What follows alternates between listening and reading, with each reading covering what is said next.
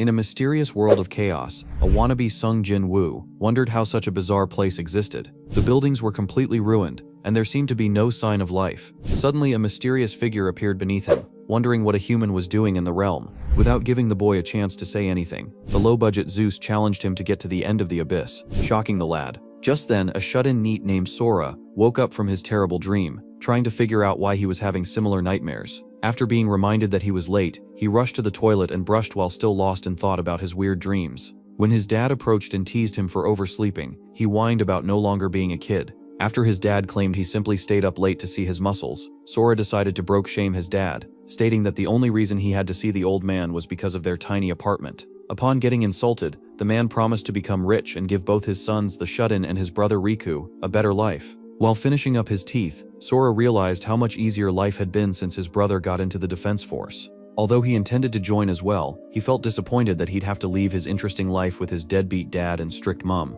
He hoped life could go on like that forever. However, his thought was interrupted by a large earthquake that shook their building. The fool had made the one mistake: no main character should dumb wishful thinking. After the earthquake incident, huge towers were discovered, completely shocking the world. Upon assessing the structures and realizing how complex the mysterious buildings were, Sora realized they were somehow connected to his dreams, making them even more frightening. Some days into the crisis, the family spoke with Ruka, who was forced to continue working with the defense force. Although he promised to get back to his family, the family couldn't reach the failed K-pop idol after that phone call. Unfortunately for them, there was no help from the news as well. Even though the public was assured they would be fine if they simply stayed home, the number of discovered towers continued to increase. When the news stations stopped conveying information to the people, they found out through radio that they had to evacuate to special shelters, proving how much of a crisis the issue was. Before leaving, the family dropped a note for Ruka, who they hoped was still alive somewhere. Eventually, they headed to the emergency shelters as well. However, on their way there, they realized something was gravely wrong, as all the soldiers wore expressions of despair, like someone had spoiled the ending of Stranger Things for them. Their vehicles were also all completely scratched with a rotten stench that smelled like Patrick the Starfish, making the broke father question their safety. Upon getting to the refugee center, Sora noticed the shelters were completely packed, yet nobody spoke a word, as if they had all been waiting to get eliminated.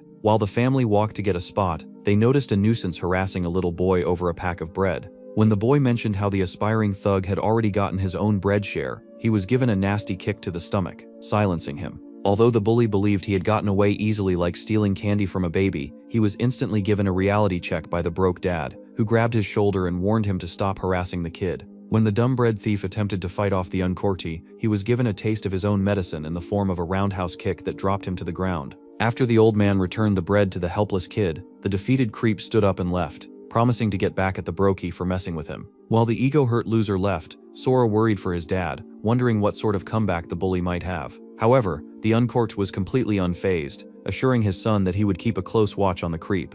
Upon seeing the loser's face, the shut-in remembered he was a bully from school who took pleasure in tormenting him. Suddenly, a soldier stormed into the shelter and warned the civilians to escape out back because there were trucks waiting to move them. When the people asked why they had to move again, the officers refused to answer, causing a riot in the refugee camp. While the people complained about how they were left in the dark, a large sound came from the door, causing the soldier to panic more and reinforce his order. However, only Sora and his family listened as the other refugees watched the officer struggle with the door. Just then, large scary figures broke through the door, blasting the soldier away and scaring off the civilians. Upon seeing the hideous wannabe devils, the shut-in realized there might have been more trouble than he anticipated. After the monsters broke in, the crowd finally understood why it was so dangerous and ran to the trucks. Unfortunately for the shut-in, his years of doing no exercise and simply watching smut on his devices had caught up to him, as he was too slow to get into a truck with his parents on time. Upon realizing there was no chance there for him, he switched to the other vehicles surrounding him. Yet they were all completely full. With what seemed to be his luck, he spotted the last truck that was barely filled and rushed to it, requesting the guy at the back help him in. However, after grabbing the man's hand, Sora instantly realized he was cooked because his so-called helper was Eiji, the jerk from school. Before the shut-in could react, he was dropped to the ground like Scar to Mufasa in The Lion King, causing the other refugees to run over him and fill up the truck.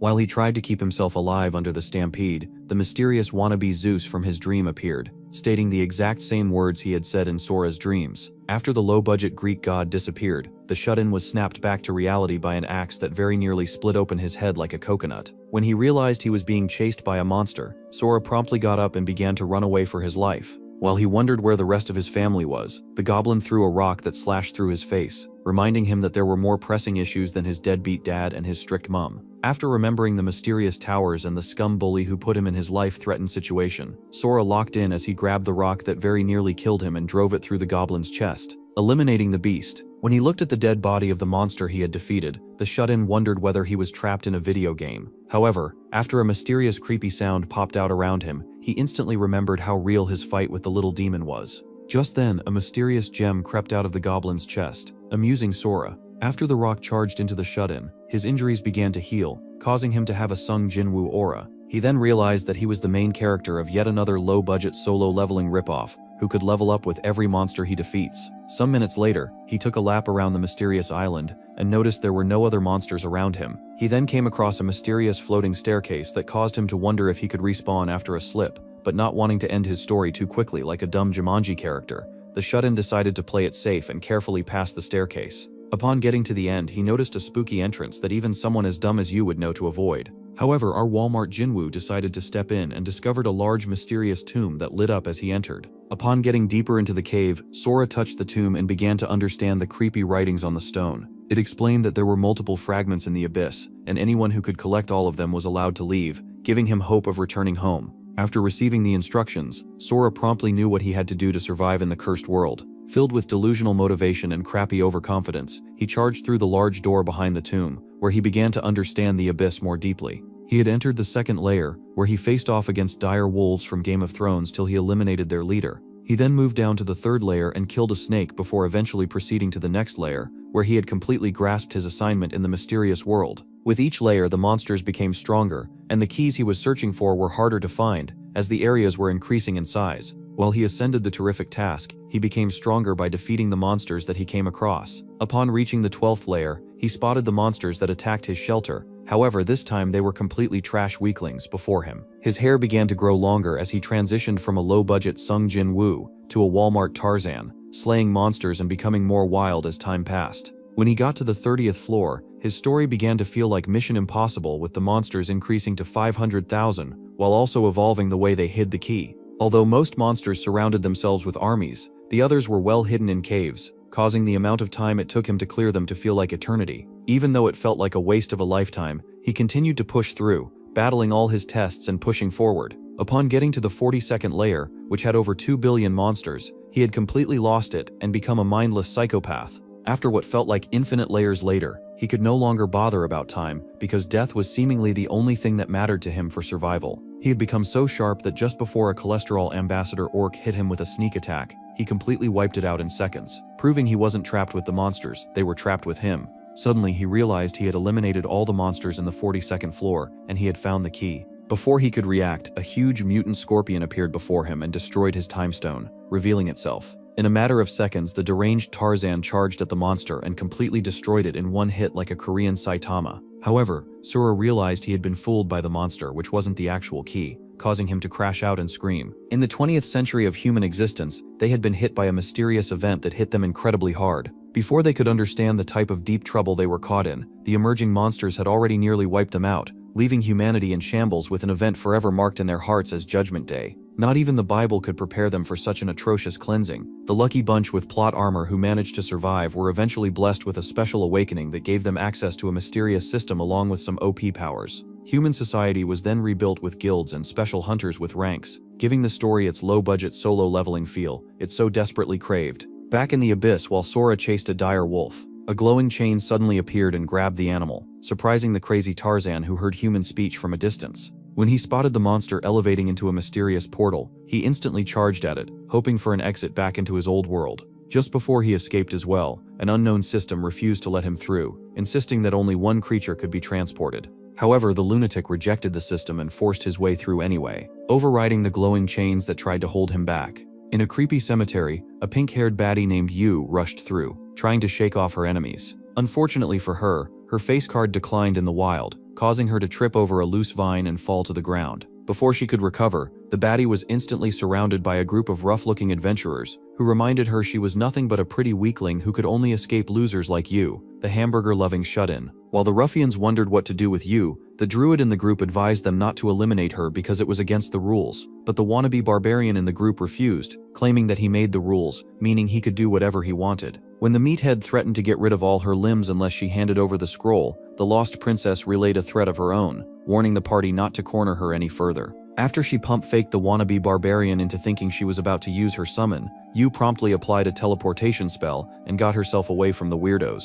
Upon getting to the perfect position, she used the summoning scroll she had stolen, scaring the other adventurers who didn't believe they could handle whatever terrible creature came out from the glorified piece of paper. Before any of the losers could react, she completed her summon, freaking out the barbarian and letting out a large lightning bolt into the sky. However, once again the baddie's face card refused to swipe as nature dealt her yet another big blow. She had summoned a level 3 direwolf, a monster that caused the adventurers to laugh their hearts out. While Princess Useless began to lose hope, a mysterious arm drove through the monster, immediately destroying it as a creepy ghost-like figure appeared from behind it. While the surrounding adventurers tried to understand what had happened, Walmart Tarzan showed them how much of a lunatic he was, raising his hands into the air like Aaron as he celebrated finally being free from the spooky hellhole. After the lunatic let out all the freaky energy in him, the adventurers around him felt a creepy shiver down their spines, making them wonder what sort of monster had been unleashed in the world. Suddenly Sora drove at one of them and asked if he was back on planet Earth, which the druid confirmed. While Walmart Tarzan celebrated his return home, the party attempted a sneak attack, informing Sora that he shouldn't have underestimated them. However, after the two idiots struck him with their combined attack, both their weapons shattered, making it clear how stupid their decision was. In their mind, the light-skinned dog meme probably flashed through as they realized they were cooked. Upon seeing the two clowns, Walmart Tarzan felt a bit of PTSD, causing him to grab the meathead by his neck and demand he show his number. After realizing he wasn't grabbing a powerful monster but rather a weakling doofus, the psychopath calmed down, causing the so-called tough guy to finally stop peeing his pants. Upon regaining a bit of his sanity, Sora demanded the frightened group buzz off, causing the adventurers to run away as fast as they could. While Yu observed the abomination in front of her, Sora turned back and asked how long it had been since the towers appeared. After she informed him it was barely up to 5 years, he inquired into further details about the world, asking why everything looked like a post-apocalyptic game puked over it. When she continued her explanation and mentioned City, the place where he grew up, he instantly became hyperactive, shaking her as he questioned the state of his home. She explained that there were hunters dispatched in that region, so it was most likely alright. However, the slightly evolved caveman was skeptical, causing him to request directions to the city.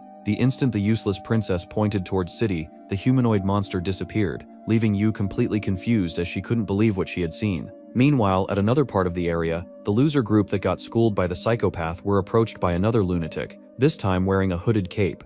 When the freak demanded they tell him where his target was, the team was too disoriented by his terrible stench, making them unable to answer. Before they could say go take a shower, the hooded maniac wiped them out, eliminating the group who didn't even know what they had done wrong. The next day at the losers' party's headquarters called the Tiger's Roars Guild, the secretary informed her cocky boss that they had lost touch with the party, causing the man to crash out. Because he was unaware of the hooded maniac, the guildmaster Richt assumed that they had lost to the useless princess, making him wonder how such trash got into the guild in the first place. He then gave the secretary further instructions, insisting that anyone who messed with his guild would pay a terrible price. Suddenly, our low-budget Tarzan swung through the front of the building, forgetting he was no longer in the jungle. Although Richt couldn't see him, he smelled the rotten smell of blood and lunatics, making him wonder what sort of abominations were in the area. Without a second thought, the cocky guildmaster demanded his scout troops fall back because he anticipated the towers would be making a move. Meanwhile, Sora had gotten to said city, where he admired the beautiful view from the top of a building. He began to remember how the invasion started, leading to his power jump that had made him a rip-off version of Sung Jin Woo. Although he had nearly completely lost his mind and become a beast just like the monsters he fought off, thoughts of his family occasionally flashed through his head,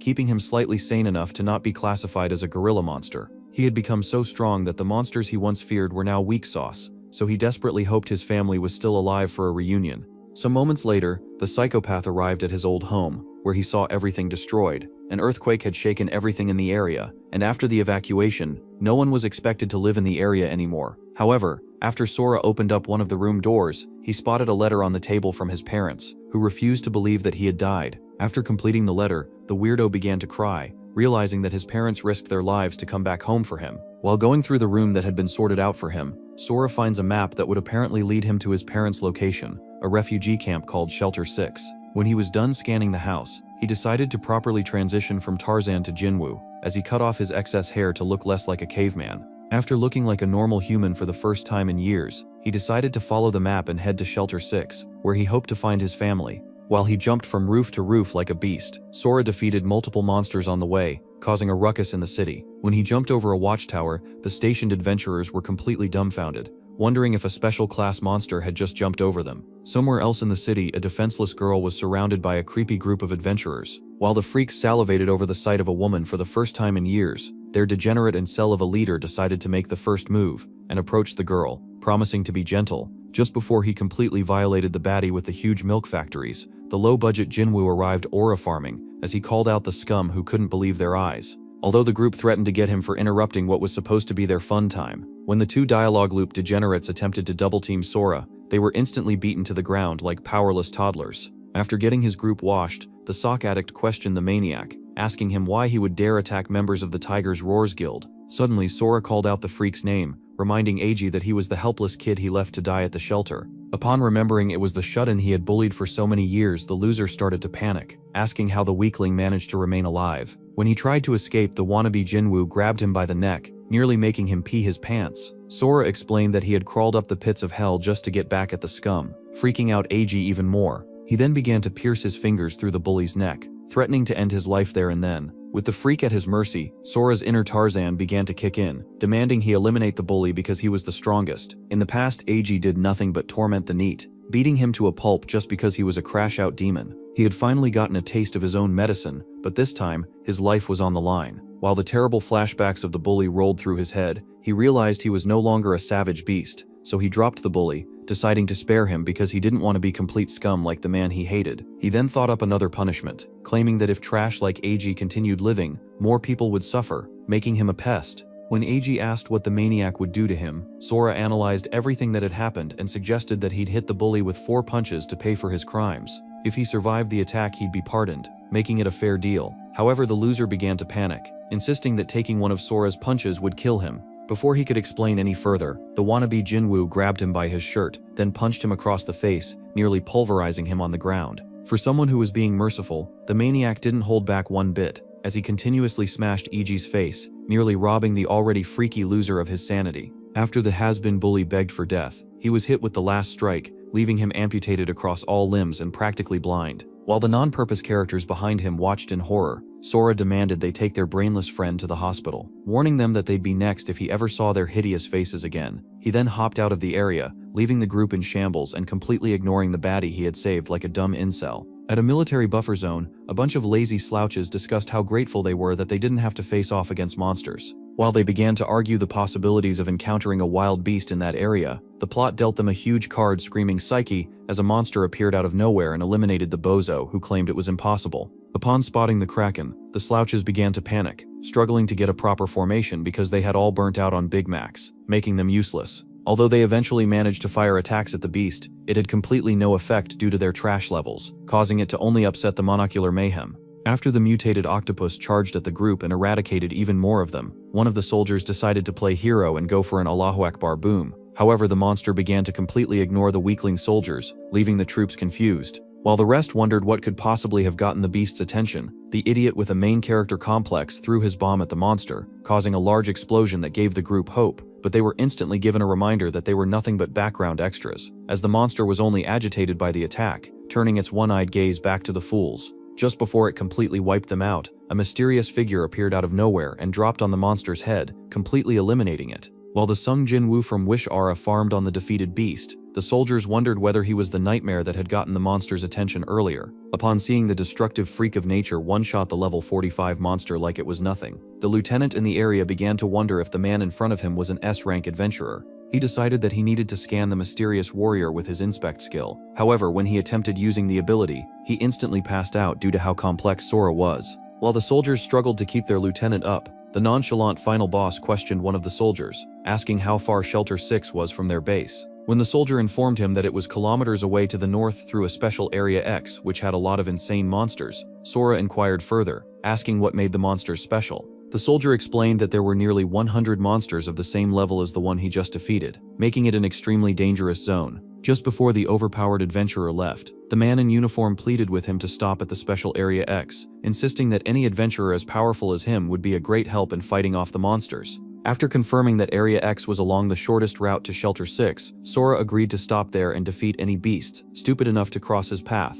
Some moments later, the lieutenant recovered from his nap, pleasing his subordinates, who wondered if he was a goner. When the asked how long he was out, the pointless soldier informed him he was out for about 10 minutes, but luckily for them, the recovery potions from the defeated monster helped get him up. Upon asking where the freak who saved them was, the lieutenant discovered he was headed north, causing him to panic. After confirming that the hero was headed to Shelter 6 through Area X, the veteran soldier demanded his subordinates contact Command Central as soon as possible to prevent a calamity. When the soldiers asked why the old man wanted to contact their base, he explained that the operation in Area X had changed, making it a special operation that they didn't know about because it was classified. It was no longer a location for holding back monsters, but a bombing zone, making Sora's attempt to go there a suicide mission. At the military command center, they received the camp's call, which their commander agreed to accept.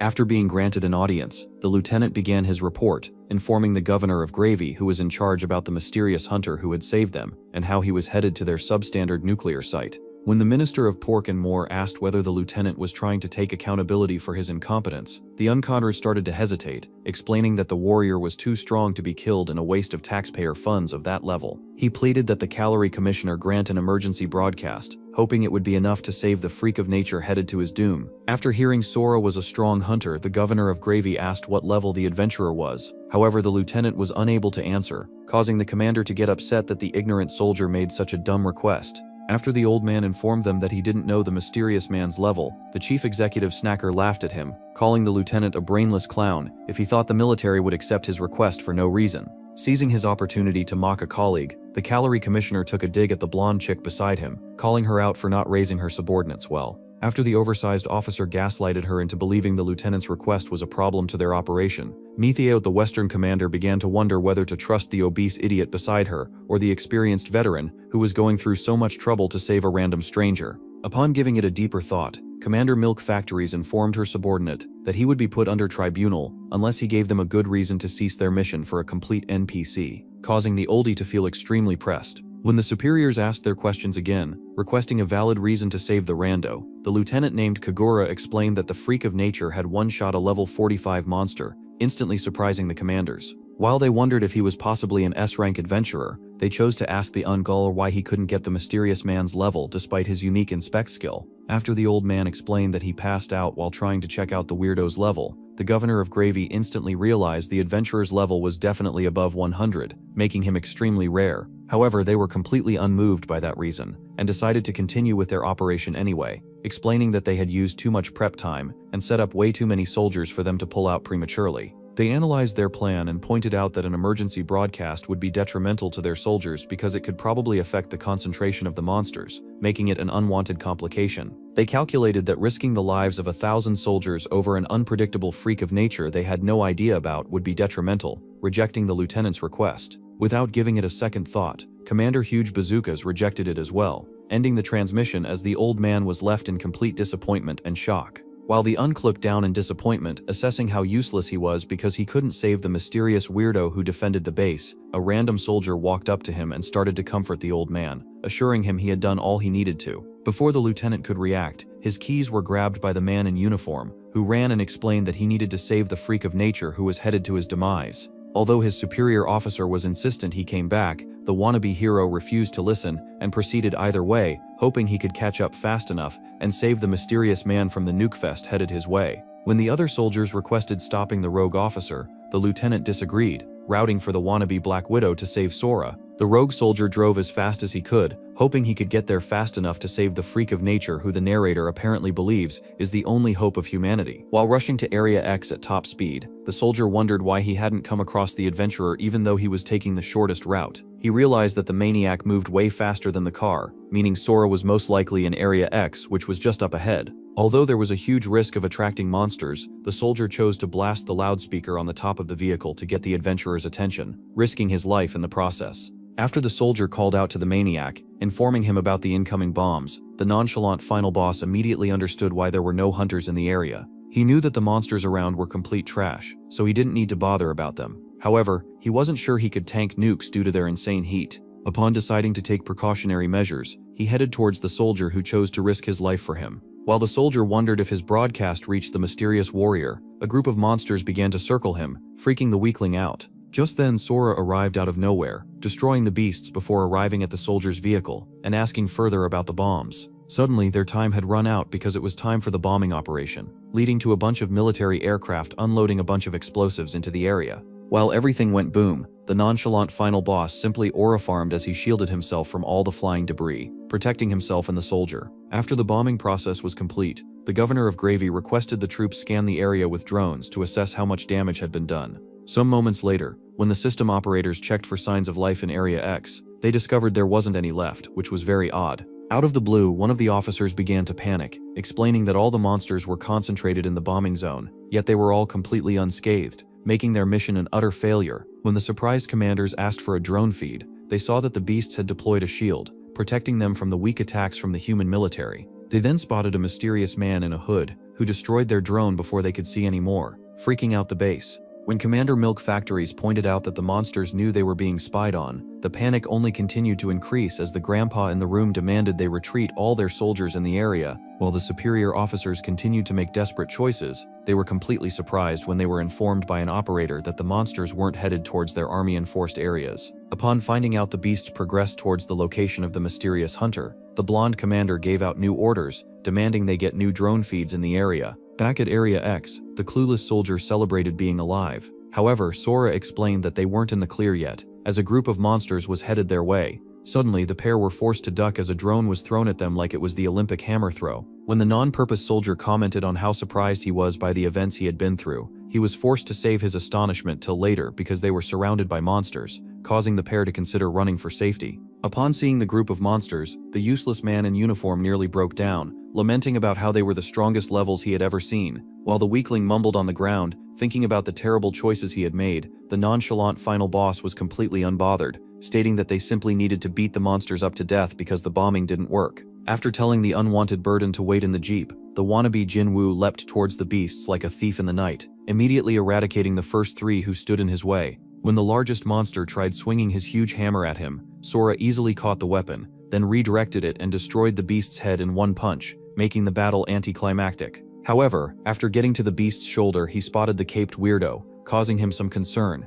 as he couldn't sense the man's presence. Suddenly, the huge beast started to regenerate its lost head, while the weirdo celebrated finally finding Sora, who he had been searching for. When the hooded freak mentioned a mystical seed of the abyss, the monster's head had completely regenerated. After the beast demanded that the nonchalant final boss give him back what was his, Sora was completely confused, yet he wasn't given any chance to answer, as the caped crusader began to chant a spell, aiming to cease the adventurer's life. Although Sora easily caught the mysterious man's attack because it was too weak, the huge monster swatted at him like an insect, completely smashing him with its arm. Just then, the bootleg Akatsuki member noticed a drone hovering above them, causing him to get upset at the human's cheap imitation of his world. Simultaneously, the nonchalant final boss broke out of the monster's grip, demanding they come at him more seriously if they intended on killing him. When he charged at the hooded creep, the man disappeared faster than a black dad who went to get some milk. Some seconds later, the caped weirdo appeared on the ground and ordered his monster army to destroy any drone they saw along with any military officer stupid enough to be in the vicinity.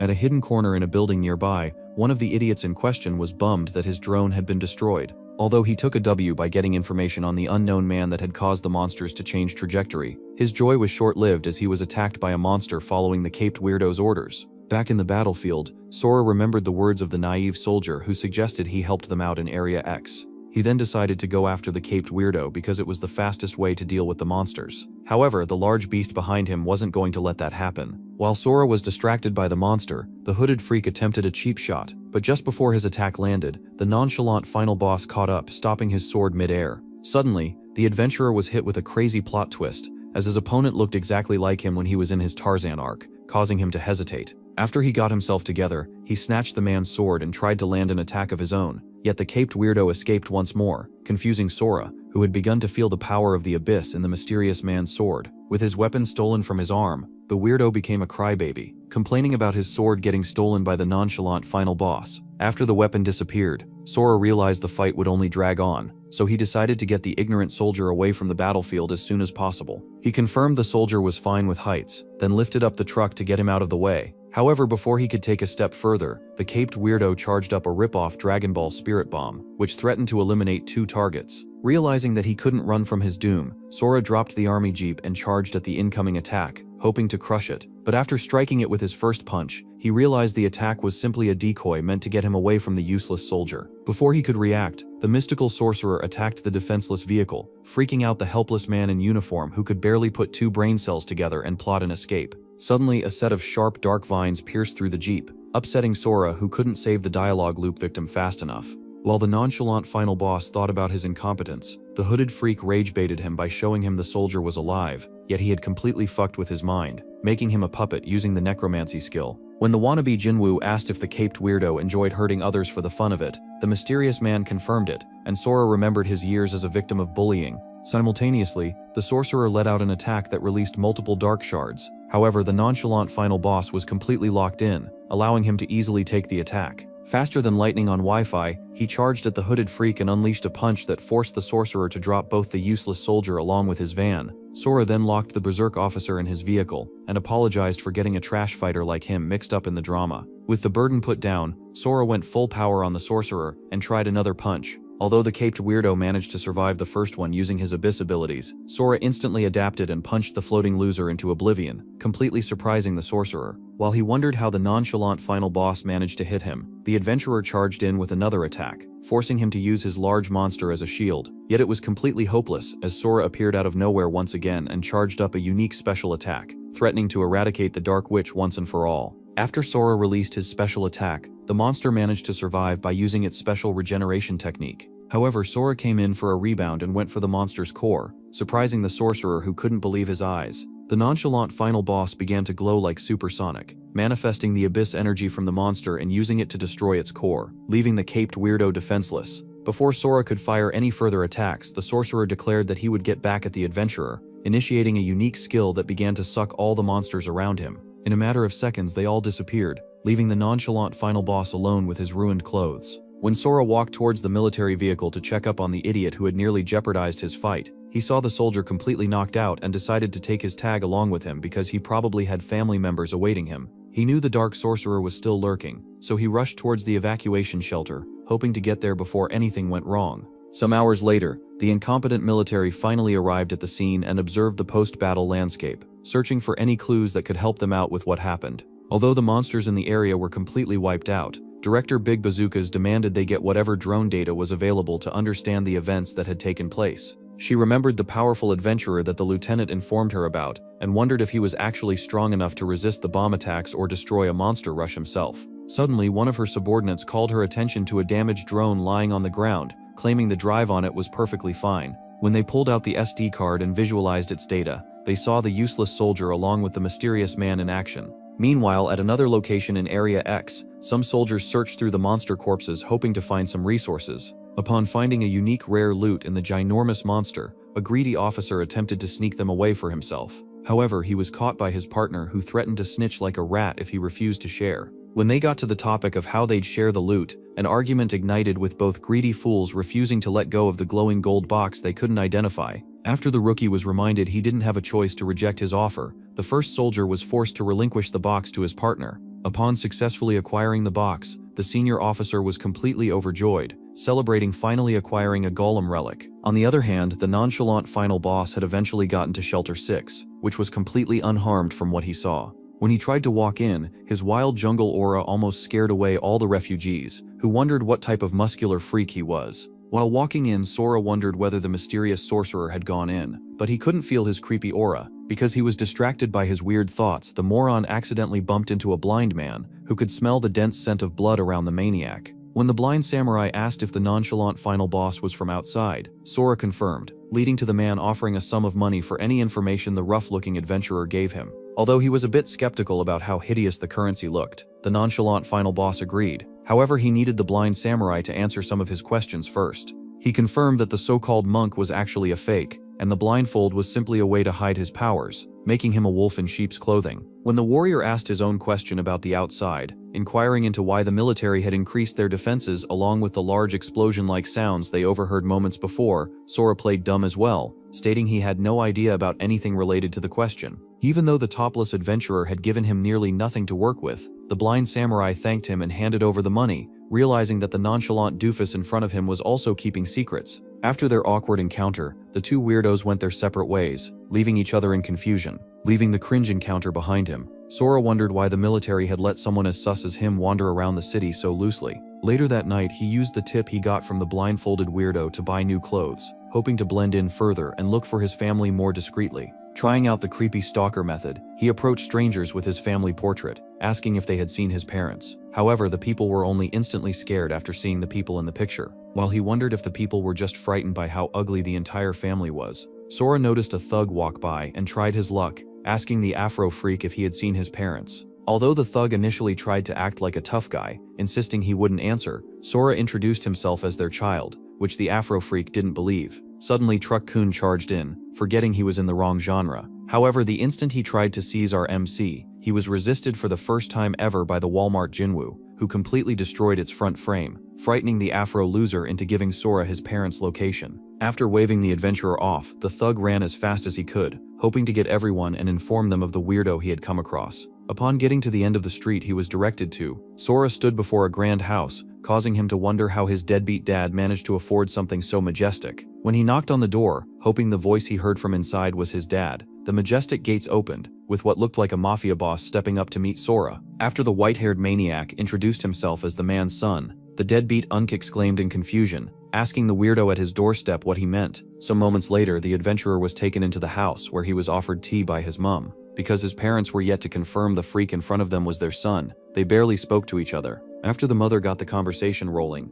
the brokey explained that he didn't believe the macho man in front of him was Sora, so he decided to try out a special set of questions that only their son could answer. The old man believed that he would only be cooked if the strange man was actually his son, but if he wasn't as predicted, the spy in the roof would instantly knock him out if he wrongly answered any questions. Although Sora noticed the stalking weirdo camping above them, he agreed to the competition regardless, taking his opportunity to throw a few shades at his old man. He started off by exposing the fact that the big bad mafia boss had taken homemaking classes as a brokey, confusing the creep in the roof, who couldn't believe his boss would do such. He was dealt an even bigger blow when Sora revealed the Untum had taken ballet classes as well, like a twink. Realizing that his reputation was taking a huge hit, the mafia boss gave the spy a death stare, spooking him. When the old man tried to write off Sora's attempts by claiming the information wasn't too special, the lost adventurer decided to take a step further by going into the family's lore, daring his deadbeat dad. He then pointed at the sword in the room and called it out as a fake, surprising the ninja. After the mafia boss tried once again to discredit Sora,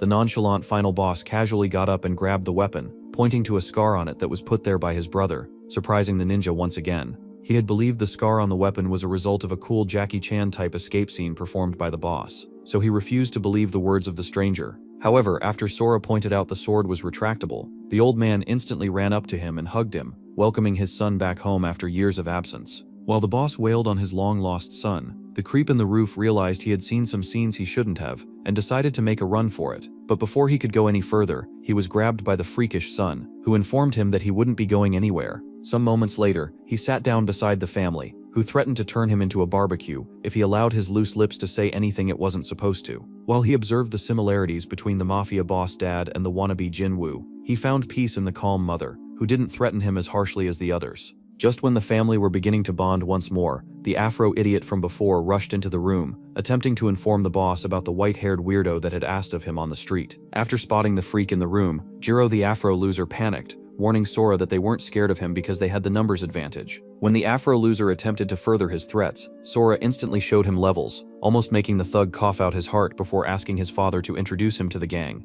While introducing his son to the gang, the deadbeat dad realized he had no idea what level his son was. After Sora informed him that he didn't have a system, so there was no way to check out or confirm his level, everyone in the room began to berate him, mocking him for not having a system which would greatly limit his fighting abilities. The gang then proceeded to mock the Afro loser who had glazed Sora so hard before they arrived, calling him an insanely strong fighter. Upon trying to save face, the thug admitted that he might have been meat riding a bit too hard off a mistake, yet he couldn't get it off his mind how bizarre it was when Sora easily withstood the truck. When Sora suggested the gang take a look at his level themselves, the Afro loser had to explain to him that only hunters with the inspect skill could check the levels of other adventurers. Luckily for the lost son, his father was one of those unique people, so Sora requested the mafia boss check out his level. He also requested that his mom did, but she refused to, explaining that she already had an idea how powerful he was. Suddenly, the gang members were all completely astonished by what they had seen after checking Sora's level. The inspect skill could not give the boss any answers, meaning Sora was either a completely trash fighter or leagues above his deadbeat dad.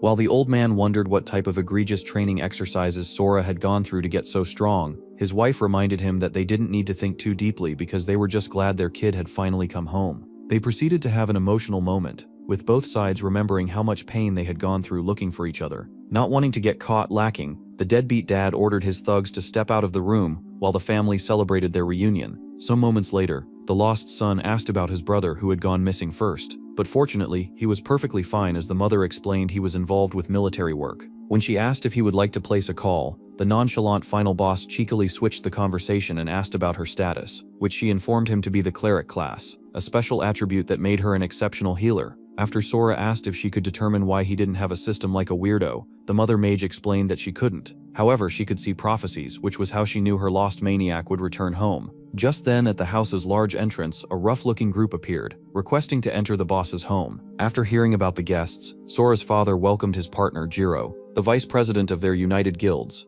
When he asked his deputy how the investigation had gone, Scarface explained that their suspicions were right, and the Tiger's Roar Guild was working in collusion with the army to jeopardize their guild. Upon delivering the monster corpses to the officers like they usually do, the guild was robbed of their points, which were eventually found out to be awarded to the Tiger's Roars Guild, surprising the boss who couldn't believe his ears. He believed that the other guild was meant to be a neutral party, but actively trying to jeopardize his own guild made them a bigger threat than he thought. He then advised his vice president to rest at the base, as he pulled out his katana and aura farmed, stating that he would head to the other guild to give them a piece of his mind.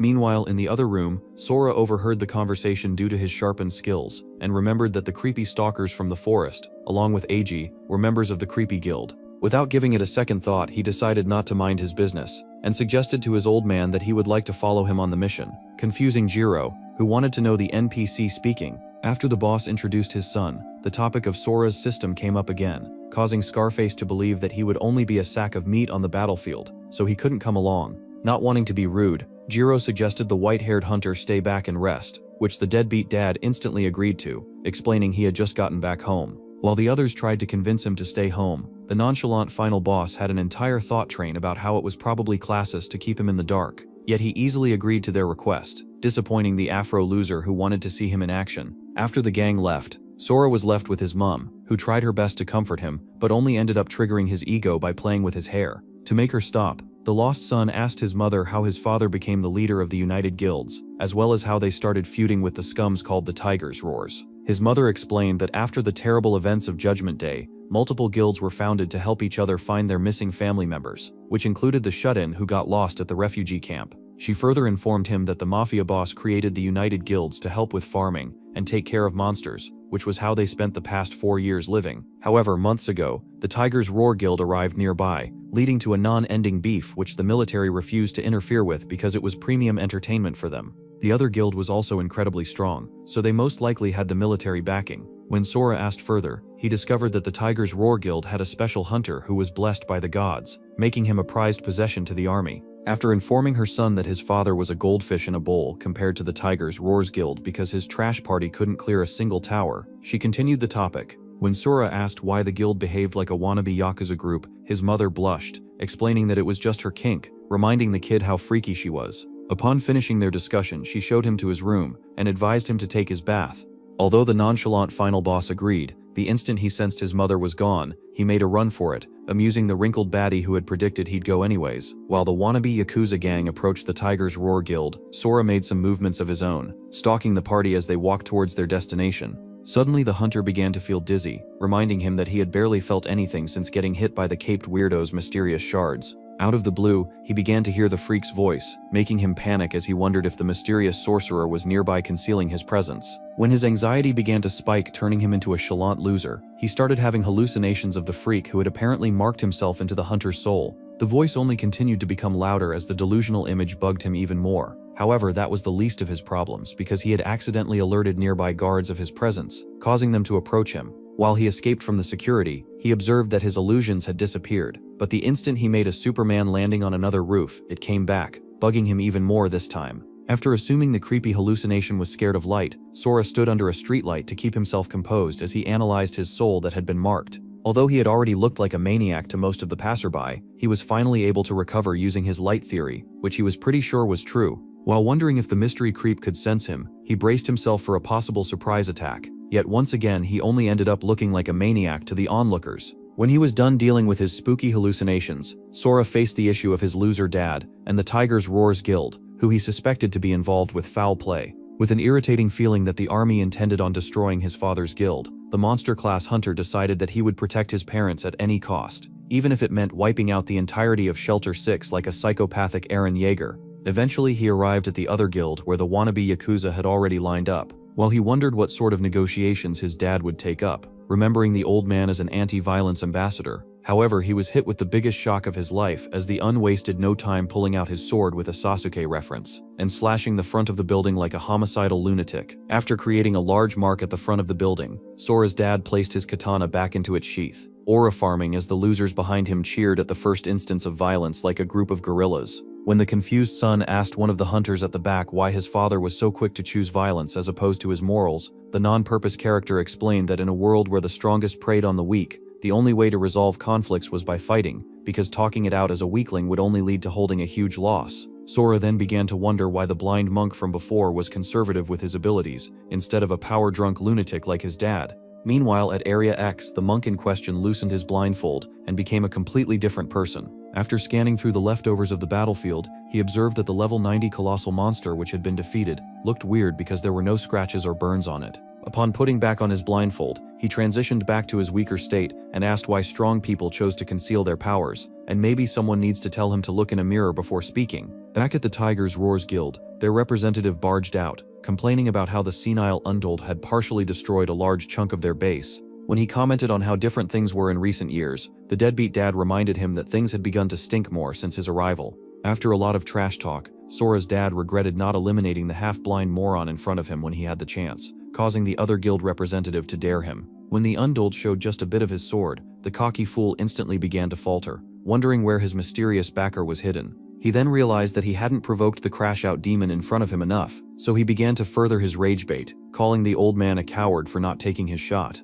After finally biting the bait, Mukujima drew his sword and charged for the one-eyed bozo. However, just before his attack landed, a representative of the army appeared, demanding the undropped his sword before getting into further trouble. Upon spotting the soldier named Usui, the members of the United Guilds began to panic, as Sora confirmed that his father had been set up by the other guild. While the crash-out demon wondered if the hideous man in front of him was the soldier backing his rivals, Usui wasted no time in showing his true intentions as he threatened Mukujima for breaking the law with a possible imprisonment, or even worse, death penalty in place. After realizing the plot revolving around his setup, which was to get him out of the picture, the Unt instantly pulled out the first hood rule of escaping the law: deny everything. When he refused to accept the charges of illegally dueling on guild grounds due to a lack of evidence, the appalling soldier reminded his dumb ass of the large evidence he had created the instant he got to the scene. However, Mukujima had entered full denial mode as he pulled up his agenda piece notes and manipulated the action by claiming he was simply renovating the place for them. Unfortunately for him, Usui was a bigger agenda merchant, informing him that the only thing which mattered to the law was what he said, making his presence on Tiger's Roars Guild soil a losing battle.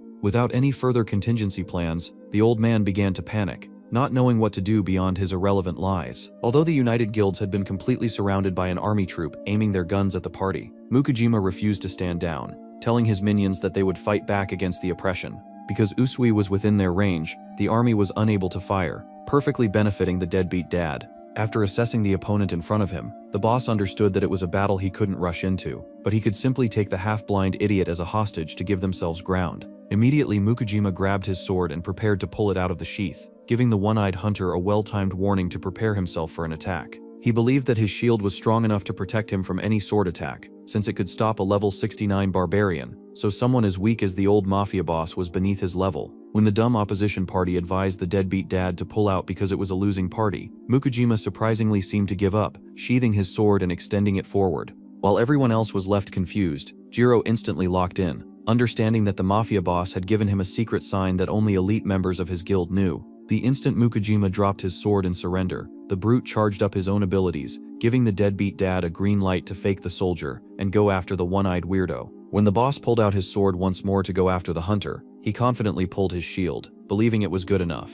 However, Jiro pulled out some sorcery at the back, leaving the idiots confused as Mukajima's weapon transformed from a sword to a hammer that completely destroyed the shield. Just before the young grabbed his hostage, the soldier attempted to stop him midway, yet Jiro mystically created a barrier of his own, blocking the corrupt loser who was now trapped. When the half-blind hunter attempted to escape by calling onto the soldiers behind him for help, Jiro came in clutch for the third time in a row with another rock barrier that blocked both the loser and the boss from the others, giving Mukujima his best chance at grabbing his target. Unfortunately for them, Usui had some mystical magic of his own which he had triggered while trapped and grabbed the one-eyed weirdo out of the way, ceasing Mukujima's backup plan. While the corrupt officer gloated about his victory, the script completely flipped on its head as our Aura Farmer of the Year appeared behind him, pulling up like Shanks when he ended the Marineford War. Realizing that he was cooked, the soldier became desperate and pulled on a special relic he had in his pocket that completely shocked the half-blind idiot. After the corrupt officer used his mystery fog to blast Sora, it began to spread, knocking out other soldiers as well. Although the other guild was unhappy, Tsubai had stupidly used poison with his own allies around. He was glad the freak behind him was dead, at least that was what he thought until he looked back and saw the freak of nature grab him. The nonchalant final boss had casually taken the officer's attack, aura farming as he left the two daggers tossed at him in between his teeth. After Sora spat out the two blades in his mouth, he taunted the clowns he caught, reminding them they were nothing but trash to him. Upon assessing the man that grabbed him like he was a lifeless teddy, the half-blind rascal realized his captor was definitely at least level 100, making him a serious threat. When Sora demanded Usui stopped his men from firing, the stubborn officer attempted a last-ditch move to escape from the gorilla-like fighter, which seemed to work as he seemingly had the warrior in his clutches. However, before the pair could come up with a better comeback move, the nonchalant final boss went "playtime is over" like Sid Kaganu and flinged them onto a wall, shocking the deadbeat dad who couldn't believe his son had become that powerful. Suddenly, Asui began to glitch, alerting Sora that something was wrong. The officer had recovered quickly, then charged to the back of the freakishly strong hunter, believing he couldn't react to a slow attack. However, after he landed his hit, he was unable to withdraw his weapon, leading to him almost getting bitch-slapped by the monstrosity disguised as a human. Although the attack didn't land, the force of the wind alone was nearly enough to destroy his face, causing Asui to panic. Before he could react and retreat, the freak of nature charged at him once more, this time smashing his head into the ground and knocking him out cold. Sora then grabbed his victim and requested his father dealt with the others so they could return home. Later that day, the family was seated round a table with Juro, where they discussed what they had discovered from their hostages. After discovering that the two captives wouldn't spill any tea, the United Guilds decided to be on high alert because anything could happen. They then changed their attention to the elephant in the room, Sora, who had casually mopped the floor with a high-rank soldier, making them question what he went through in his 5-year disappearance. After Sora explained everything he had gone through in the horrible Tower of Doom, Mukujima analyzed it and realized his son might have been stuck in an uncharted tower. Upon hearing the details, the gorilla in the room, Jaro, suggested they check out towers near their old home to see if they could clear it. Yet the deadbeat dad completely ignored his man and concentrated on his son, who he thanked for saving him. While the family celebrated their reunion once again, Sora was determined to protect his family for as long as he could because he didn't want anything to go wrong with his life again. However, he was dealt a nasty plot twist as a mysterious power outage occurred, leaving him in the dark, which activated the soul marking of the hooded weirdo. With the lights gone, the hallucination presented itself, reminding Sora that he couldn't be complacent any longer. Although the creepy figure disappeared for a few seconds, it quickly came back, surprising the wannabe Sung Jin-woo, who couldn't remember what chapter of solo leveling involved a stalker. After realizing the illusion had developed a sense of self, yet wasn't materialized, Sora decided to completely ignore it and concentrate on his family. While he ignored the spooky illusion, the hooded freak felt insulted, so it chose to get back at the overpowered adventurer by temporarily blinding him, which shocked everyone else at the table because they couldn't see the illusion. When his mother attempted to use a healing spell on him, she discovered he wasn't cursed, yet he continued to behave weird. Assuming his family could be in danger, the lost son charged at the hallucination and miraculously grabbed it by the neck, shocking the caped freak. However, everyone else in the room began to see him as a lunatic, as he had just grabbed air for no reason. Ignoring the others, Sora questioned the mysterious caped freak who introduced himself as Fodal, the god of darkness from a race called Asa. He explained that Sora had absorbed one of his dark crystals that contained his divinity, therefore making him possess divine power of darkness. He also informed the adventurer that there were agents of gods from the towers who were seeking him, making him a threat to his family just by staying with them. While the others remained confused, looking at the son who had seemingly lost all the bolts in his head, Sora continued with the so-called god, asking him why god agents would be a threat to him since he casually defeated a god like him. Feeling belittled, Fuddle informed the adventurer that he was getting too cocky because he had defeated a weaker member of himself, but Esras the god agents were far stronger. After the hooded freak furthered his threats, advising Sora to either return to the towers or face the wrath of powers beyond him, the hallucination suddenly began to misbehave like a witch splashed with water. Just then Sora regained his sight as the monk from before, named Shuzenji, arrived, assuring the nonchalant final boss that he believed the creepy ghost. When the lost son asked how his deadbeat dad knew the fraudulent monk, Mukujima explained that he was the second founding member of the guild. While the hooded freak struggled to escape Shuzenji's grip, the fake monk requested some private time with Sora before answering any questions from the old man. Some moments later, the fake monk, overpowered adventurer, and spooky ghost were left alone to discuss in a room. Shuzenji explained that he wasn't an Esra, yet he had special eyes which could see divine powers, granting him the ability to seal the creepy ghost like he did. He further explained that Sora's abilities were far superior to any mid-god agent, therefore he didn't need to be scared of any of them. He also informed the kid not to go back to the towers because they were after his powers, making his only safe option to join the military. When Sora asked why they'd go with such a trash plan, the fraudulent monk informed him that the army was free of hunter intervention, therefore making it the safest place from Ezra's. After the lost son asked how he'd be able to protect his parents, Shuzenji promised he had him covered because he was a Rakan, making him as powerful as an Ezra. Meanwhile, at the Tiger's Roars Guild, an assembled guild of Ezras crashed out over their next mission, wondering why they had to put up so many numbers to deal with a dialogue loop victim. After Shiraya, the god agent of Hades, gave a mission rundown on their target Sora, Hero, the god agent of Earth, became more infuriated because a shot had been taken at him by his teammate. Before he did anything stupid, Remu, Athena's Ezra, stepped in and held him back, giving their leader Richt an opportunity to inform them that he'd be helping out as well, shocking the other god agents. When Kaiichi, the god agent of Hermes, asked why the big bad wolf chose to come along, the leader explained that Zeus, his lord, requested the nonchalant hunter be eliminated as soon as possible, along with the united guilds because they needed to take control of Shelter 6. Back at the family home, the fraudulent monk ordered Sora to head back to Area X where he'd meet Commander Milktanks, who was a trusted friend of his. He then targeted his attention towards Sora's mother Yui to perfect her curse ahead of the upcoming battle. After receiving confirmation from his mom that they'd be fine, Sora left, leaving the battle at the hand of the cannon fodder, who had no idea what was coming. Some minutes later, while the fake monk aura farmed in front of the building, the Tiger's Roars Guild party arrived, filling the place up with their aura, which forced Shuzenji to use his trusted defensive skill. After assessing the group that arrived, the monk was surprised to see 4 Esras, till they blew the top off his head by bringing their leader Richt as well. When the big boss gave his signal, Shiraya activated a creepy ability that captured all the United Guild's warriors in the area using dark magic. Upon assessing the situation with his unique eyes, Mukujima realized that they were completely overpowered by the invading party of Esras, causing the fake monk to try starting off with a negotiation. When the other party demanded for their target, Shuzenji played dumb, denying that he knew anything, which seemed to enrage the hothead at the back, Hero. Simultaneously, in a hidden room, Sora's mum began her own mystery magic which suddenly took the Esra party by surprise. After the crash-out demon from the Tiger's Roars party attempted to have first blood by going after the monk, he instantly understood what Yoi had done, as the fake monk easily grabbed his hand like it was nothing, showing the hothead that his level had decreased by 30.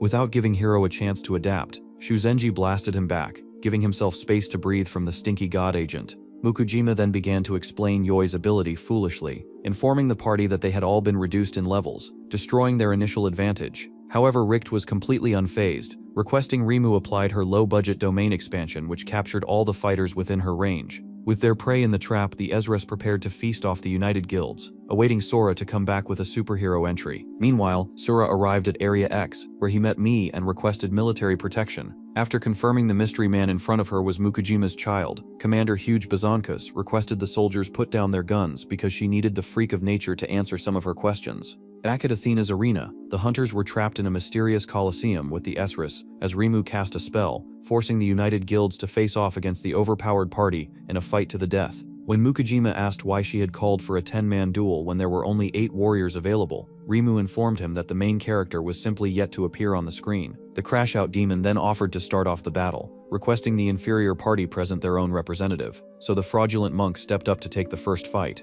Although the deadbeat dad attempted to take responsibility for the first time, Shuzenji refused, reminding the party that it was his stupidity which put them in the unnecessary jam they had found themselves in. He explained that Hero was a particularly troublesome opponent, because he single-handedly wiped the ground with 3 other Esras in a battle, but fortunately for them, he had a plan to face off against the freak. After the fake monk entered the selected battlefield, the orchestrator of the battle permitted them to proceed with the fight. Suddenly Hero charged at the monk with full speed, then fired a punch, causing his opponent to block. While the spectators observed, the battle went to and fro as both parties landed attacks of their own. However, Hero drew first blood, nearly destroying the fraudulent monk's arm. When the crash-out demon informed the adventurer that he was wielding Cadmos, Shuzenji began to panic, wondering what the pet of a god was doing with a mere mortal. Before the fake monk could process another thought, the psychopath Ezra was already charging at him with another attack. After the arrogant warrior continued to push back with Cadmos' help, the monk realized the creepy snake had gotten faster, making it a serious threat in the battle. Deciding to lock in, he escaped the dangerous grip of the beast and pushed back against his opposition, sending Hero flying backwards as he tried to regain himself.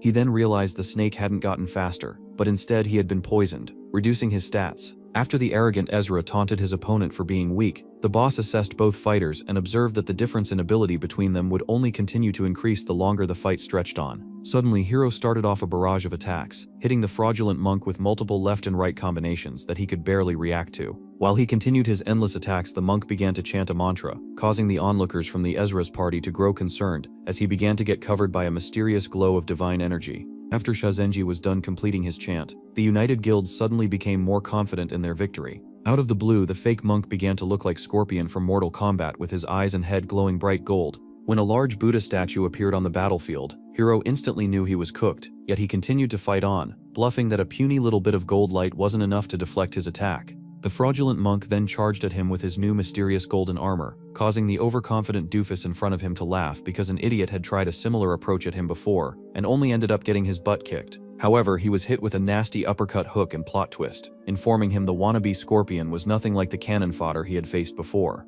While he wondered how Shuzenji managed to regain his speed and boost his reflexes, the monk completely forgot any teachings about pacifism as he completely beat the living daylights out of the cocky warrior. Although the crash-out demon attempted to use Cadmos as a contingency plan, his idea backfired, nearly causing him to suffer a complete system shutdown due to the overflow of freaky energy that had entered his system. When the cocky brat asked how it was possible, the fraudulent monk explained that just like the fake he was, so was his divine power, landing another nasty uppercut that nearly turned the Ezra inside out. On the outside, Yoi informed the clueless idiots beside her that their teammate had used Zen energy instead, causing Hero to consume excess energy he had no idea how to control. While the united guilds felt confident in their victory, the other Ezras were completely unconvinced, believing that the clueless party were completely underestimating them if they thought they could win with such measly party tricks. Upon nearly facing defeat, Hero finally decided to stop playing around and go all out for the last attack. Suddenly, he called out to the serpent and ripped it open, releasing a very toxic gas that nearly made contact with the fraudulent monk to eliminate him.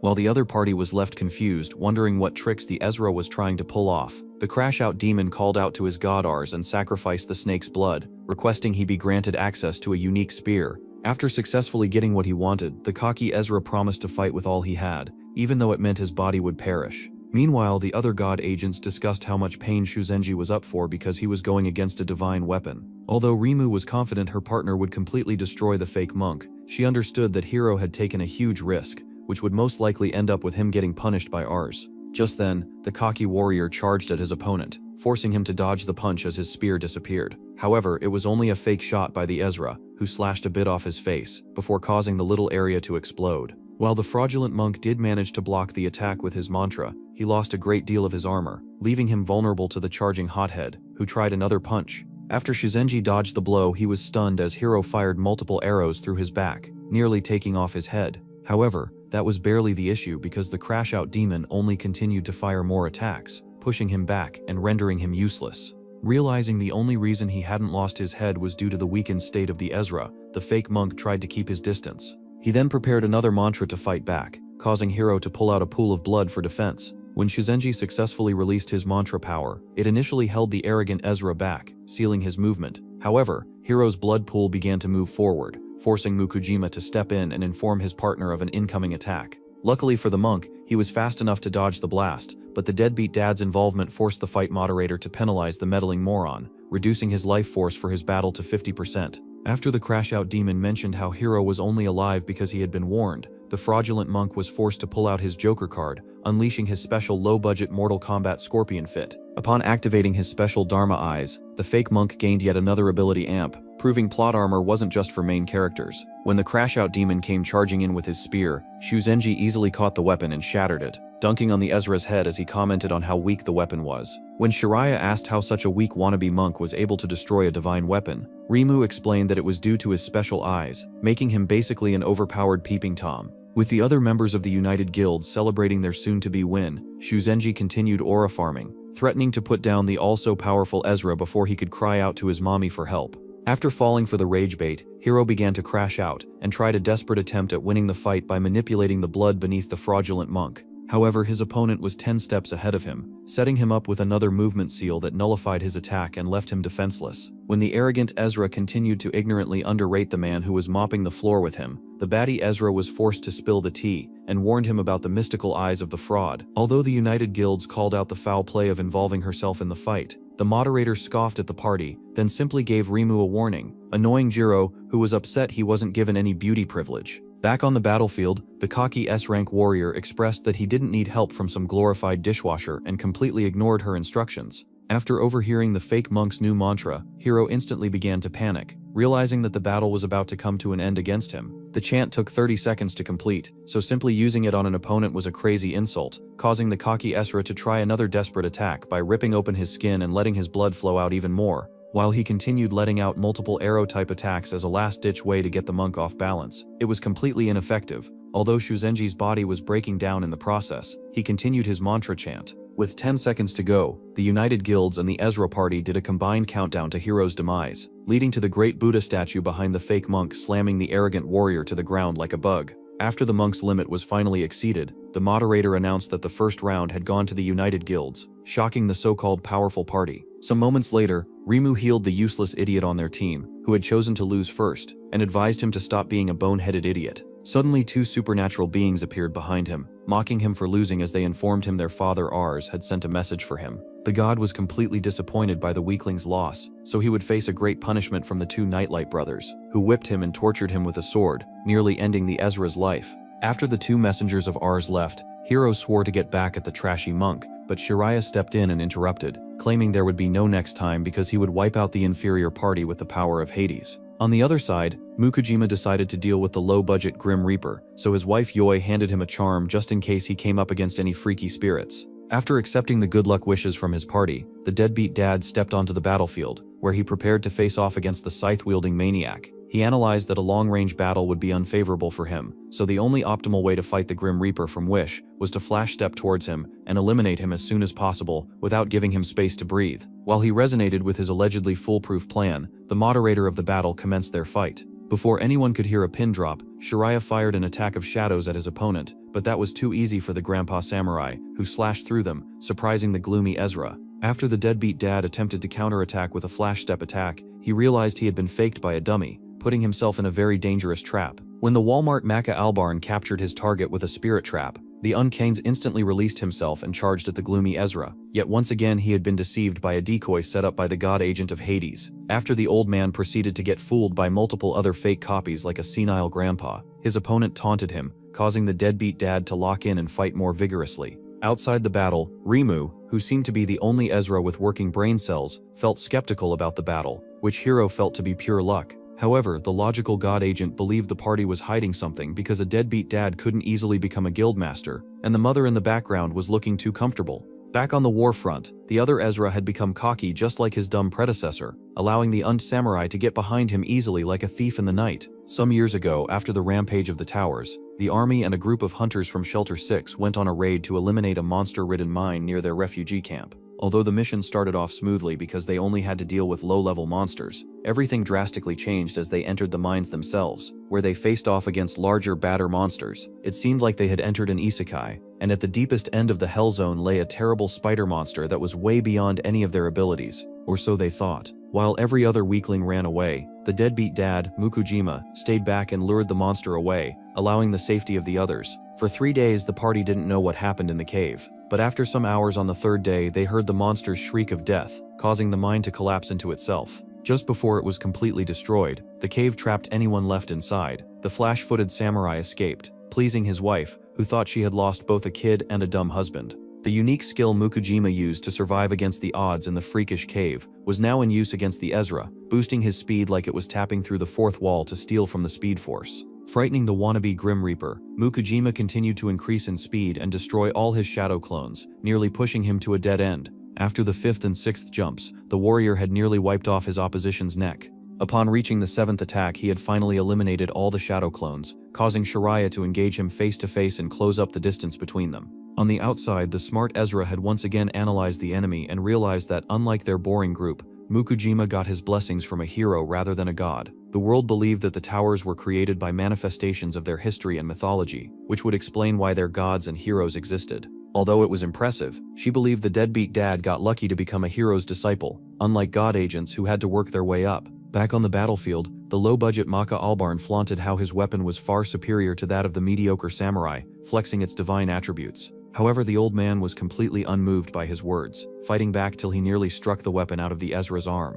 While the second overconfident bozo unnecessarily left his guard up, Mukujima took the initiative and lunged his sword forward, seemingly piercing through the heart of his enemy. "Suke, Shiraya fooled you, and the clueless Unk along with his party." The pesky Grim Reaper had once again used an illusion to escape the samurai's attack, allowing him to easily grab Mukujima's heart out of the blue. Although the deadbeat dad managed to escape, he had gotten his soul marked by the Shining Ami from Wish, who explained that the Unk's soul would become his if he was marked 3 more times. With his opponent phased for the first time in the battle, Shiraya began to aura farm, claiming that the old man wouldn't get close to him anymore. After reanalyzing the battle, Mukujima came to the realization that he was cooked at that rate, because his opponent was a threat regardless of the range they fought. While the samurai thought about contingency plans, the low-budget Grim Reaper acknowledged his opponent and charged in for another attack, forcing Mukujima to try defending himself with a swing of his sword. However, he was once again fooled by a fake, giving Shiraya an opening to attack.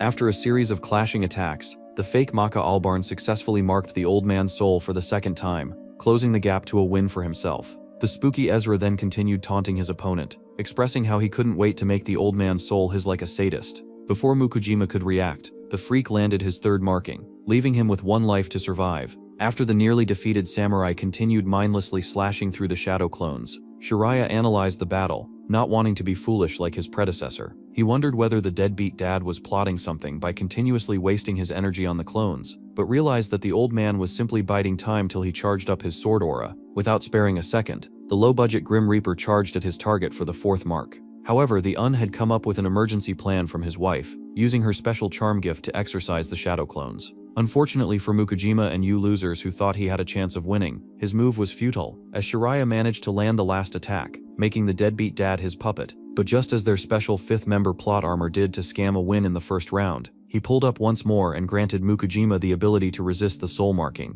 When Maka Albarn from Wish asked how a mere grandpa could withstand his manipulation, Mukujima charged up, explaining that he wouldn't be caught as a slave to a creepy freak like the low-budget Soul Reaper. As the battle raged on, the Uncone managed to push Shiraya back with his special leaping attack that easily cut through the shadow clones. The old man then got a crazy boost in speed, destroying every clone in his way as he pushed his opponent to a dead end he couldn't escape. After the wannabe Grim Reaper declared that he wouldn't be defeated by a slash from a mediocre samurai, Mukujima did him one better and landed multiple attacks, sealing his win as the spooky Ezra apparently admitted defeat. Outside the arena, Richt utterly fried a background character who had gotten in his way, then looked back in disgust at the useless Esras who had lost to warriors far beneath them. He desperately hoped the star of the show would arrive because the battle was incredibly boring due to the poor star quality of the fighters. Back in the arena, while the old man celebrated his victory with Juro, Rakan alerted him of a pending danger, informing his partner that there was a new darkness on the battlefield with him. Suddenly, Shiro began to emit a lot of dark energy, causing him to panic a lot. After a tiny hole opened up in the freak's body, it let out a huge monstrosity that completely overshadowed the power of Hades, sending chills through Mukujima's spine. When the talking head that used to be a Grim Reaper wannabe pleaded for mercy from the real deal, Shiraya's true form popped the head of its brother, expressing how much he was irritated by the weakling. He then turned his attention to the deadbeat dad in front of him, frightening the others outside the battlefield, which seemed to amuse the guild leader outside the arena. The Death Beast proceeded to inform the Uncolds about his escapades as an Ezra.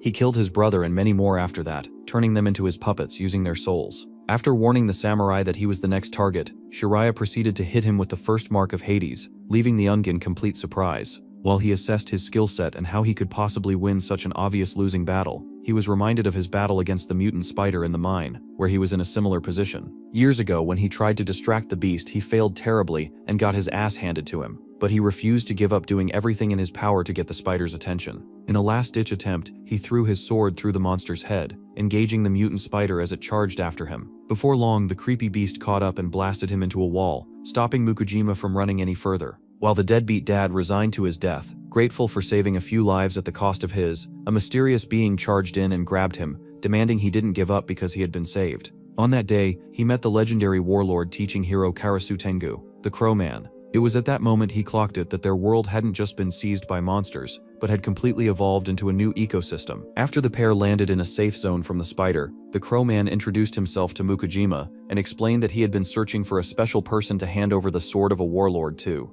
The monster the sword named Spider Cutter had once defeated returned to life, causing it to go after Karasu Tengo for no reason. Although the crow freak had managed to strike the monster on its head, he wasn't powerful enough, leaving the monster alive to continue its rampage. However, upon spotting the Unzapurm sacrifice his life for others as he faced off against the mutant Eight Legs, he immediately knew that he was the solution to his problem. After the Crow Man offered a team-up between himself and the Unzup to defeat the beast, Mukujima agreed, leading to a short training montage where the old man mastered the legend of the heroic soul. However, the old man was talentless, making him fail to inherit the sword's legacy. Even though the deadbeat dad was a failure, Karasu Tengu decided that he was fit to join him in battle because he knew 3 of the warlord's skills. The next day, they proceeded with their brutal battle against the spider and managed to win.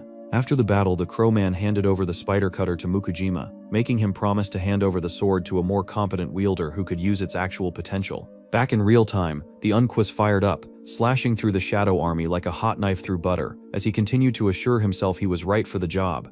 Understanding that he was in a life-or-death situation, Mukujima tapped into his true potential and grabbed the essence of the sword, unleashing a new power which was sure to make him fulfill his promise to Karasu Tengo. Then as fall the old man continued to go beyond his limit, plus ultra, the onlookers doubted him, wondering if a mortal hero with no talent could defeat a god. However, the god in question was doubting himself as he sensed deep within his soul that he was actually scared of the sword. After he ordered his Shadow Army to defeat Mukujima as soon as possible, the deadbeat dad easily exorcised all the surrounding spirits, slashing through them as they continued to try overloading him with attacks of their own. When the boss had finally been through enough, he went god mode and unleashed the true power of the sword, sending an attack wave that completely wiped out all the surrounding shadow soldiers, astonishing Shiraya, who was impressed by the will of the weakling. Ready to put an end to the battle, both parties prepared their strongest moves, leading to a clash that would determine the winner of their war. During the clash, as the glorified skeleton began to overpower his opponent, pushing back with everything he could muster, a foul noise suddenly began to ring,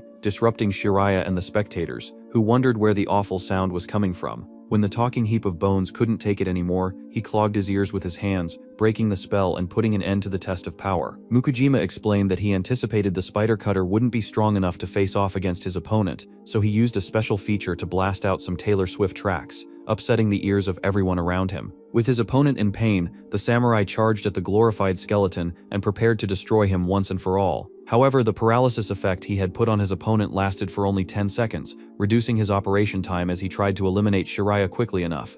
Although Mukujima had gotten to the head of his opponent and was nearly about to wrap up the fight, he wasn't fast enough. Just before he could land his attack, the talking pile of bones caught up to him, blasting him with his mysterious spell. He then proceeded to grab the old man and applied all 4 soul markings on him, converting him to his undead puppet. Suddenly, the glorified skeleton began to feel a weird pressure from the United Guilds party, who prepared to save their friend. Before they could make a move, the fight moderator interfered, insisting that no one could interrupt a battle in Athena's arena. However, she was made to eat her words with a lightning bolt that struck out of nowhere, ripping open the barrier. Upon feeling the intense pressure outside the arena, Rimu instantly realized something was wrong, but she couldn't respond fast enough as a large lightning attack struck through her low-budget domain expansion, eliminating her barrier and putting an end to her ritual. When she asked what their leader's special weapon was doing, destroying her barrier, Hiro pointed her attention to the rampaging white-haired freak atop the battlefield, who had managed to use their boss's so-called unique divine weapon. After noticing the barrier was down,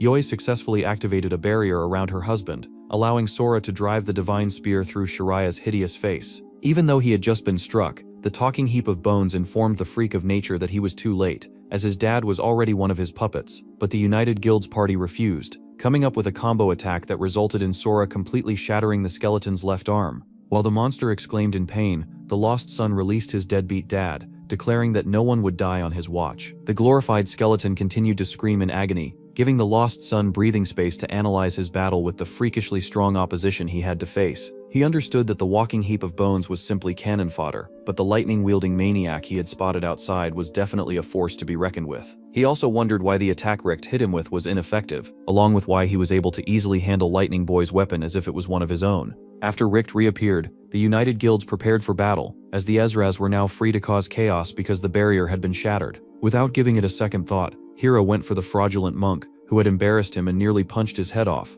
while Rimu, the only god agent with any brain cells, analyzed what her boss was thinking before proceeding to pull out her own weapon. When she requested the useless fourth member Iwagaya stepped up to do something relevant, the phantom fool refused to, claiming he wanted to step in at the right moment like a corny teenager. She proceeded to request backup from the walking heap of bones who had lost his arm, so they teamed up and went for the freak of nature. After the Ezras came lunging, Sora requested Jiro take care of his parents, leading to the gorilla man protecting himself, and the old couple with a rock barrier to keep them out of danger. Upon confirming that his family was safe, Sora went all out, promising to destroy the creeps who had gone after his family. Meanwhile, Baldi the monk continued his fight with the crash-out demon, but was soon interrupted by the nonchalant final boss, who casually popped out of nowhere and blasted Hiro into a wall meters away. Although she was very frightened by the freakish strength of the wannabe Jinwoo, Rimu called out the arrogant Ezra for being a fraud because he was wiped out with only one attack. After Sora requested the monk deal with the creepy shadow army who were lingering around,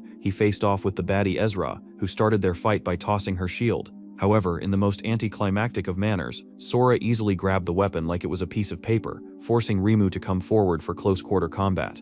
Unfortunately for her, she was in the wrong place at the wrong time, like that one NPC in Naruto who was first in line against Madara. He dropped her sword with her shield, then completely redecorated her face with attacks, causing the baddie to panic and call out for her boss. The man in question, though, was aura farming in the sky, telling his party how dumb they were for fighting without full power. He then aimed his ginormous arrow at the rock barrier protecting Sora's family, frightening Shuzenji, who could sense something bad was about to happen. Even though he tried his fastest to activate a Dharma attack that would protect the family, he was already too late because Richt had anticipated his nuisance. Before anyone else on the battlefield could react, he sent forth his attack on the barrier, destroying it and eliminating everyone who was unlucky enough to be under it. After the destruction of the makeshift shelter, Sora looked at the rubble and spotted what looked to be his mom's arm, causing him to panic. While he charged towards the incident, Rimu tossed her shield at him, which he managed to deflect, but this time he observed her attack was more powerful. When the baddie Ezra popped up right beside him, her level had increased back to over 100, surprising Sora, who found out too late.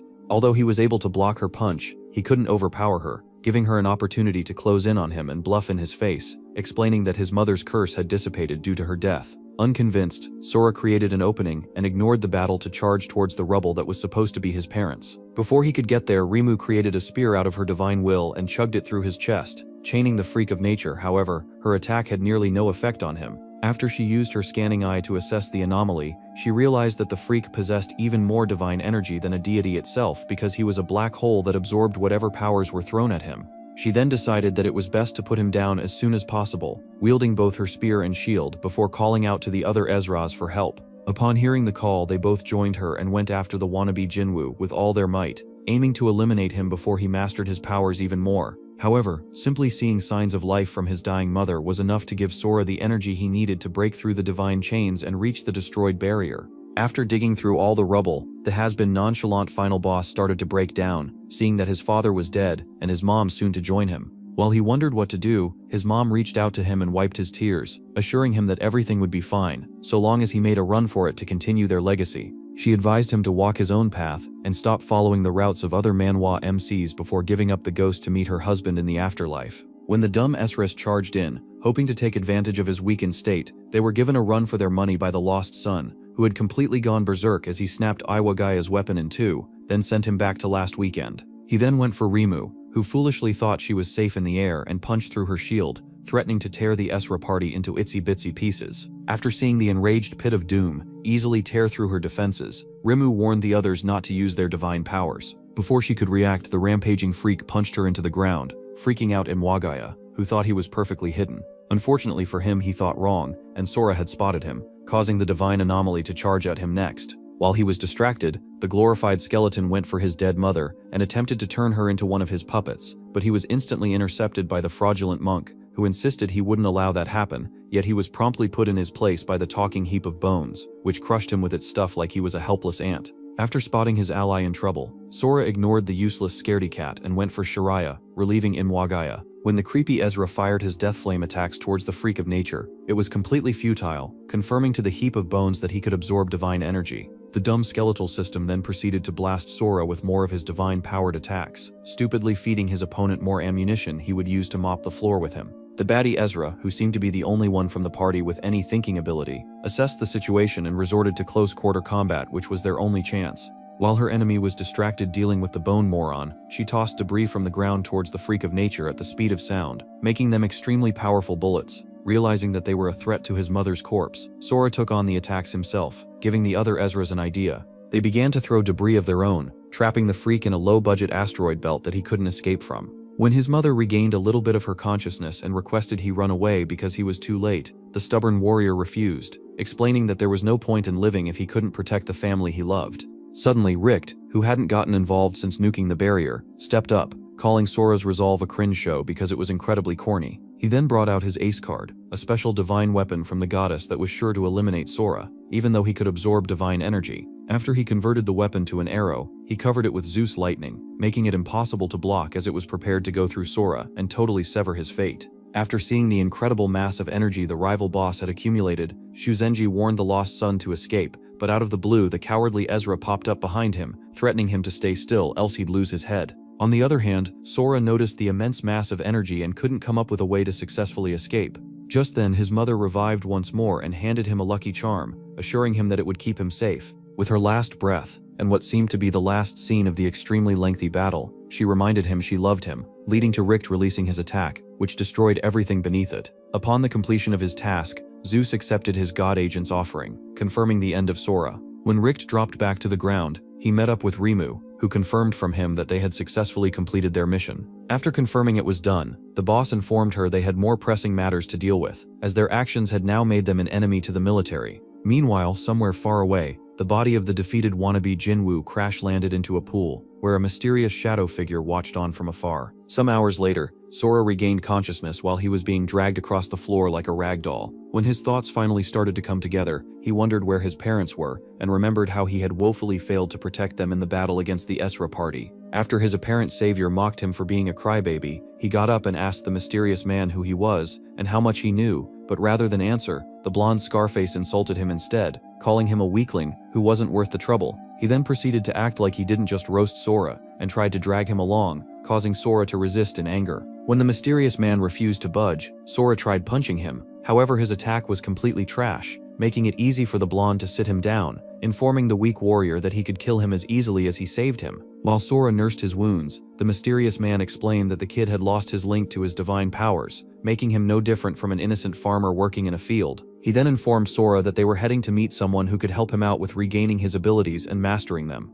When he asked Sora if he was ready to come along, the weakling reluctantly agreed, satisfying the mysterious man, who warned Sora that he wasn't a friend but simply a man working for his own gain. Just before they left, the pair were approached by a familiar Baldy, who was insistent he wouldn't let his friend's son go on a journey with a stranger. Upon spotting the fake monk, Sora rejoiced, causing the fraud to apologize for being useless as the kid's family was wiped out due to his incompetence. He explained that he only luckily managed to survive due to the Dharma energy surrounding him, so he would do everything possible to ensure he fulfilled his promise to the brat's parents. He then faced the mysterious man and warned him not to try anything funny because he was under suspicion for wanting Sora's divine energy for shady reasons. After a brief exchange of words, the two bozos agreed to allow Sora to decide his own path, which was to follow the mysterious man and regain his powers. He explained that he needed to get back at the horrible people who eliminated his family, but he couldn't do that without his powers, so he needed to follow the only lead he had. Upon hearing Sora's resolve, Baldy understood and handed over the spider cutter, a weapon his father had apparently left for him. After touching the blade, the kid began to feel the essence of his parents in it, which Shuzenji explained to be a unique feature. After informing the lost son about the special weapon, the pair followed the impatient man who took Sora on a journey to regain his divine power. Meanwhile, in a spooky venue, a wrinkled body lightened up, anticipating a special group of visitors. While the party walked beneath the earth, Shuzenji loudly adored the aesthetic, upsetting the mysterious man who asked why the fraud came along. After Baldy explained that he simply wanted to protect his friend's son, the blonde laughed at him, informing the group that the person they were about to meet could easily wipe them out with a single thought. When he asked how the fraud would protect Sora then, the monk said a whole lot of waffle, disappointing the others. He expressed that Yoi had prophesied everything would be fine, but regardless they still got wiped out, making him distrust prophecies and its counterparts. After Baldy was done yapping, the mysterious man sighed, asking the others to follow him and be respectful because they were about to meet a god. While the party continued, Sora wondered why his parents had died in such a mediocre manner, as he looked at their parting gift with gloomy eyes.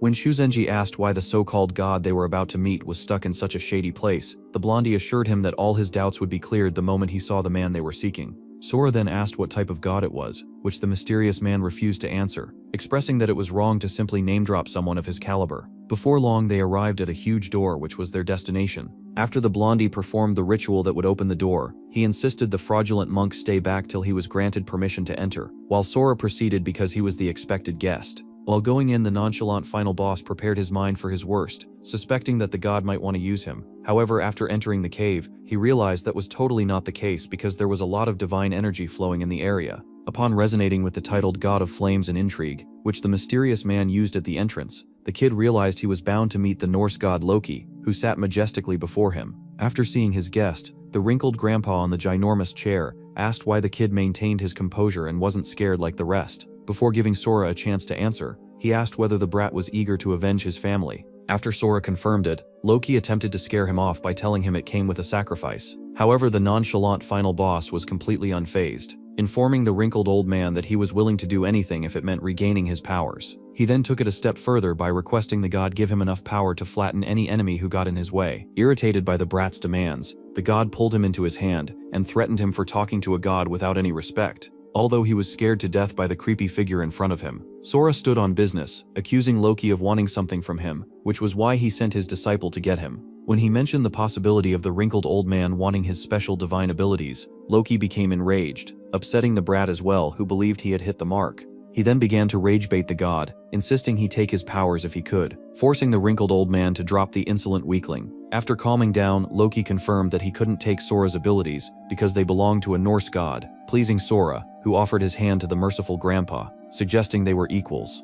He understood that the mysterious gem he absorbed from the goblin in the tower was a god's power, which was why a god as powerful as Loki was forced to work together with trash like him. Having acknowledged the will of the little man before him, the wrinkled old man accepted his handshake, making the brat even more cocky. Even though Loki had threatened him with the punishment the rude ones from the myth suffered, Sora refused to budge, addressing the powerful as an equal. After they were done with the weird exchange of pleasantries, the trickster god decided to address the kid because his form couldn't last much longer. When the brat asked what scheme he was plotting, Loki explained that Sora needed to return to the tower, reminding the lost son of the information he had gotten from his parents. Loki then informed him that the towers belonging to Norse gods had yet to be awakened because they didn't want their powers stolen. When Sora asked for the link between both, the wrinkled old man snapped, informing the brat that the Norse gods were betrayed, but that was a story for another day. He proceeded to assure the brat that the Greek gods were a common enemy, so he would be granted all the power he needed to destroy his enemies. Some seconds later, he offered Sora two options, which were either to consume flame or to plant a seed inside his body. Both were incredibly dangerous options, as they could either burn his body or waste his time for an incredibly long time. However, there was a hidden third choice. The trickster god informed him he could go for both, which would cancel out each other, but the consequence was to bring Ragnarok upon himself, a severely dire experience. Even though he had been threatened with the possibility of turning into charcoal, Sora accepted the god's dare and chose the third option, leading to a great transformation that completely changed his body. While Sora's body continued to adapt to the great powers he had accepted, Loki looked on, wondering how things had gotten so bad the Norse gods had to rely on a mere mortal for survival. Meanwhile, somewhere near Shelter 6, the army clashed with the Tigers. Roar's guild as Richt charged up, declaring that he would get what he wanted, no matter what. Back at the cave, as Sora continued to face the consequences of his choices, the mysterious guide criticized him for making an incredibly dumb decision. On the other hand, the ignorant brat had entered his spiritual world, which looked like it was pulled out of the Legend of Korra. After spotting the ginormous tree at the center, he wondered if it was the great world tree he had planted. But his thoughts were interrupted by the creepy masked figure reading a book, which stared at him. When the spooky monster informed Sora about how he had messed up his divine powers by burning it with rage, it suggested Sora seek refuge with his lord because he didn't want to see anyone else lose their parents. After Sora refused, suggesting that the freak wanted something in return, the creepy swamp monster assured him that it was a win-win situation if he chose it to be his overseer. Suddenly, a flaming red axe appeared out of nowhere and axed off the weirdo's head, insisting the monster simply wanted to convert the kid into its lord's slave. After regenerating his face, the creepy mask confronted the Walmart flame princess, telling her that she was less competent to be an overseer because she would burn everything down. While the pair continued to hurl words at each other, Sora observed, till they eventually made him choose one of them. Before he made his judgment, the creepy mask gave him a piece of paper for insight, explaining how to become an Esra. After realizing that the overseer was the mystical power behind an Esra who would moderate the actions of the warrior, he understood why the flame princess and swamp monster were fighting over him like teenagers. When they finally asked for his choice once more, he informed them that they had gotten it all wrong, thinking their opinions mattered from the onset. He then proceeded to grow into a giant and consume them both, declaring that he would no longer be a weakling before the deities. After Sora made his choice, the trickster god assumed that he had fallen victim to his trap, but upon seeing the sign which the kid wielded, he was left bamboozled, wondering what god it belonged to. When he finally clocked it, he realized that Sora had made the two gods submit to his will, surprising him. Meanwhile, during the clash between the army and the uncontrollable guild, both parties observed that someone had gotten a head start on them in the new tower. As both parties rushed towards the new structure, the story had begun to take a completely new shape due to the birth of a new magnificent power.